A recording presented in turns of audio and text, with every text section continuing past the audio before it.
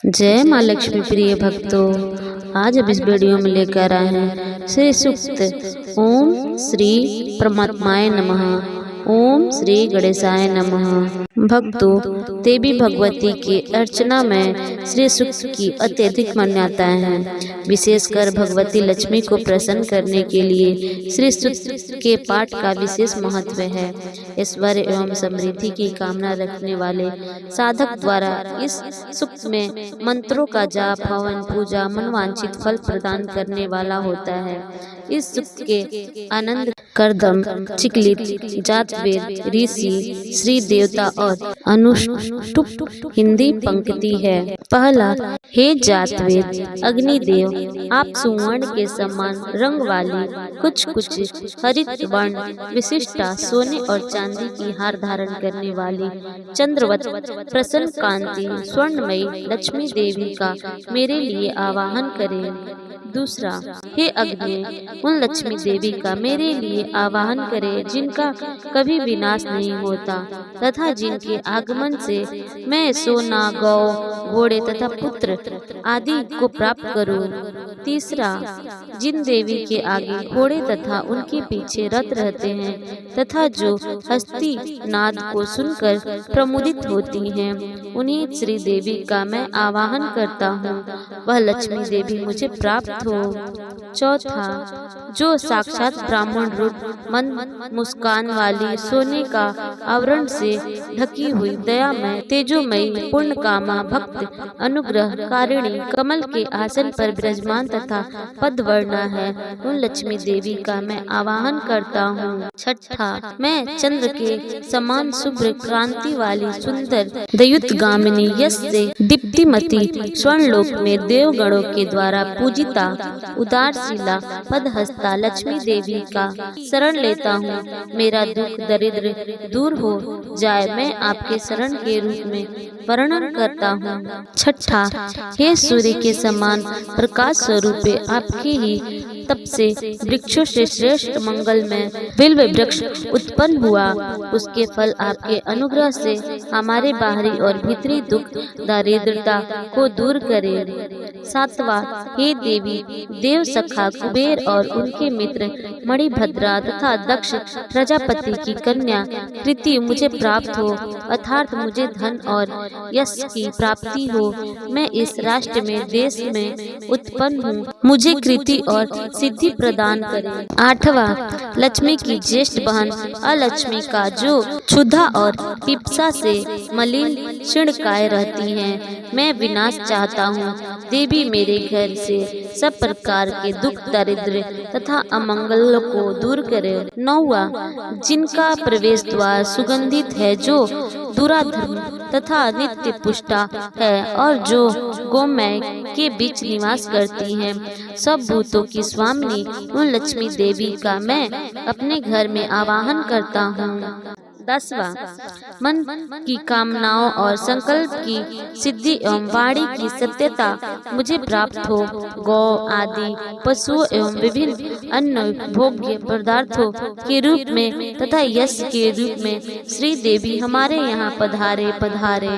11, लक्ष्मी जी के पुत्र करदम की हम संतान हैं। हे करदम ऋषि, आप हमारे यहाँ उत्पन्न हो तथा कमल की माला धारण करने वाली माता लक्ष्मी देवी को हमारे कुल में स्थापित करें। 12, जल सिगंध पदार्थों के सृष्टि करता हे लक्ष्मी पुत्र चिकलित, आप भी मेरे घर में वास करें और माता लक्ष्मी देवी का मेरे कुल में निवास कराएं। 13, हे अग्रे अर्ध स्वभाव कमल हस्ता पुष्टि रूपा पित्तवर्णा कमल माला धारण करने वाली चंद्रमा के समान शुभ्र क्रांति से युक्त स्वर्णमयी लक्ष्मी देवी का मैं आवाहन करता हूँ। 14, हे अग्रे जो दुष्टों का निग्रह करने वाली होने पर भी कोमल स्वभाव की है, जो मंगलदायिनी अवलंबन प्रदान करने वाली यष्टि रूपा सुंदर वर्ण वाली सुवर्ण माला धारिणी सूर्य रूपा तथा स्वर्णमयी है, उन लक्ष्मी देवी का मैं आवाहन करता हूँ। 15, हे अग्रे कभी नष्ट न होने वाली उन लक्ष्मी देवी का मेरे लिए आवाहन करे। जिनके आगमन से बहुत सा धन, गौ, दासिया, अश्व और पुत्र आदि हमें प्राप्त हो। 16 जिस लक्ष्मी की कामना हो वह प्रतिदिन पवित्र और संयमशील होकर अग्नि में घी का आहुतियाँ दे तथा इन 15 ऋचावले श्री सूक्त का निरंतर पाठ करे।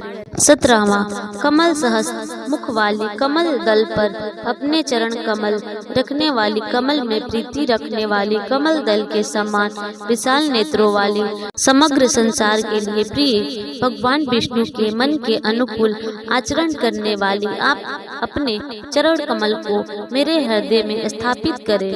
18 कमल के समान मुखमंडल वाली, कमल के समान उरु प्रवेश वाली, कमल सहस्त्र नेत्रों वाली, कमल से अभिभूत होने वाली पदाक्षरी, आप उसी प्रकार मेरा पालन करें जिससे मुझे सुख प्राप्त हो। 19 अश्वदायिनी, गोदायिनी, धनदायिनी, महाधन स्वरूपिणी, हे देवी मेरे पास सदा धन रहे, आप मुझे सभी अभिलाषित वस्तुएं प्रदान करें। 20 आप प्राणियों की माता हैं, मेरे पुत्र पौत्र धन धान्य हाथी घोड़े खच्चर तथा रथ को दीर्घ आयु से प्रसम्मान करें। 21 अग्नि वायु सूर्य वरुणगण इंद्र बृहस्पति वरुण तथा अश्विनी कुमार ये सब वैभव स्वरूप है। 22 हे गरुण आप सोमपान करें, वृत्तासुर के विनाशक इंद्र सोमपान करें, वे गरुण तथा इंद्र धनवान सोमपान करने की इच्छा वाले के सोम को मुझ सोमपान की अभिलाषा वाले को प्रदान करें। 30 भक्ति पूर्वक श्री सूक्त का जाप करने वाले पुण्यशाली लोगों को ना क्रोध होता है, ना ईर्ष्या होती है, ना लोभ ग्रसित कर सकता है और ना उनकी बुद्धि दूषित हो सकती है।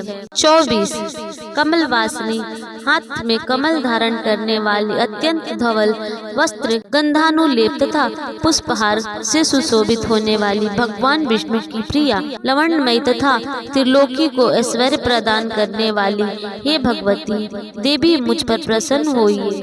25 भगवान विष्णु की भार्या क्षमा स्वरूपिणी माधवी माधव प्रिया प्रिया सखी अच्युत वल्लभा भूदेवी भगवती लक्ष्मी को मैं नमस्कार करता हूँ। 26 हम विष्णुपति महालक्ष्मी को जानते हैं तथा उनका ध्यान करते हैं, वे लक्ष्मी जी सन्मार्ग पर चलने हेतु हमें प्रेरणा प्रदान करें। 27 पूर्व कल्प में जो आनंद कर्म श्रिद और चिकलित नामक विख्यात 4 ऋषि हुए थे, उसी नाम से दूसरे कल्प में भी वे ही सब लक्ष्मी के पुत्र हुए। बाद में उन्हीं पुत्रों से महालक्ष्मी अति प्रकाशमान शरीर वाली हुई, उन्हीं महालक्ष्मी से देवता भी अनुग्रहित हुए। 28वां श्रण रोग दरिद्रता पाप शुद्धा अपमृत्यु भय शोक तथा मानसिक ताप आदि ये सभी मेरी बाधाएं साधक के लिए नष्ट हो जाए। 29 भगवती महालक्ष्मी ओज आयुष्य आरोग्य धन धान्य पशु अनेक पुत्रों की प्राप्ति तथा 100 वर्ष की दीर्घ जीवन का विधान करे और मानव इनसे मुंडित होकर प्रतिष्ठा प्राप्त करे। जय माँ लक्ष्मी। ओम नमो भगवते वासुदेवाय नमः। भक्तों अब सुनते हैं श्री सूक्तम साधना। ओम श्री मात्राय नमः। ओम श्री मात्राय नमः। मैं सभी प्राणियों में विद्वान हूँ और मादा भौरे की तरह गुनगुनाता हूँ। सूर्य और चंद्रमा में स्थिर अपने निवास से मैं परम ध्वनि नाद के अटूट प्रभाव से वह निकलता हूँ। जैसे भगवान की आंखें खुलने और बंद होने के बीच तेल बहता है, हजारों उदय हुए सूर्य अग्नियों और चंद्रमाओं की चमक से शरीर के सभी केंद्रों से होकर जड़ से लेकर मुकुट तक मैं स्वयं को प्रकट ध्वनि के स्वरूप में प्रकट करता हूँ और सभी ध्वनियों की जननी बन जाता हूँ। आनंद की वस्तुओं की वर्षा उसी प्रकार करता हूँ जैसे गाय दूध बरसाती है। हे हिरणी की तरह योगी के मन में दूर भगाती रहती हूँ। व्रतों का पालन करने वाले योगी अपने भक्ति से मुझे बांध लेते हैं। हरिणी के रूप में मेरी पूजा और ध्यान में लीन 68,000 योगी पूर्ण अंतर्मुखी अवस्था प्राप्त कर चुके चुके हैं। यदि आप मुझे पूछे कि दिव्य माँ की कौन सी साधना ऐसी है जिसे आप अपने दैनिक जीवन के साथ साथ गहन अभ्यास में भी कर सकते हैं, तो मैं बिना किसी संकोच के श्री सुत्तम साधना कहूँगा। चारों वेदों में सबसे प्राचीन ऋग्वेद से ली गई यह साधना देवी माँ की सबसे शक्तिशाली वैदिक साधना है। वास्तव में इसका उपयोग, अपनाना और प्रयोग इतना व्यापक है कि श्री सुत्त एकमात्र वैदिक भजन है जिसका उपयोग सनातन धर्म की पांचों शाखाओं में दिव्य स्त्री ऊर्जा का आवाहन करने के लिए किया जाता है।